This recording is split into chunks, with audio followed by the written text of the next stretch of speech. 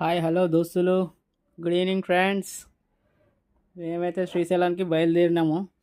So Saturday ఈవినింగ్కి ఇక్కడ నుంచి బయలుదేరినాం. Saturday afternoon evening వరకు అలా శ్రీశైలం అయితే చేరుకున్నాం మేము. అక్కడ ఇది చూడండి, వ్యూ పాయింట్ చాలా బాగా అనిపిస్తుంది.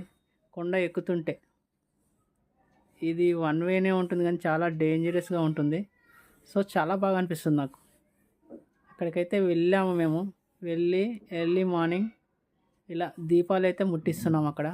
మా వైఫ్, ఇద్దరు చిల్డ్రన్స్, నా చిల్డ్రన్స్ అండ్ నేను కూడా ఇక్కడ ఉన్నాను.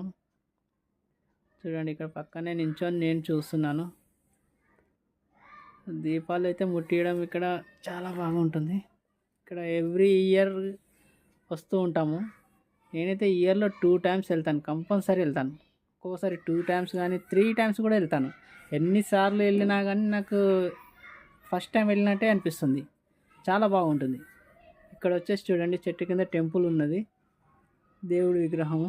ఇక్కడ కూడా దీపాలు ముట్టిస్తారు. అటకేశ్వరం అని అంటారు ఇక్కడ.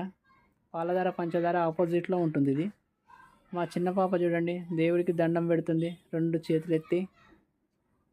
చూసారా? హాయ్ పర్ణిక. చూడండి, టెంపుల్ కూడా ఇక్కడ ఉంటుంది. ఇగో అటకేశ్వరం ఉంది. ఓం నమ శివాయ. సో చాలా బాగా అనిపిస్తుంది. ఇది వచ్చేసి ఇక్కడ ఈ వ్యూ పాయింట్ వచ్చేసి ఇది శిఖరం దగ్గర ఇక్కడ శ్రీశైలం శివలింగంతో ఉంటుంది.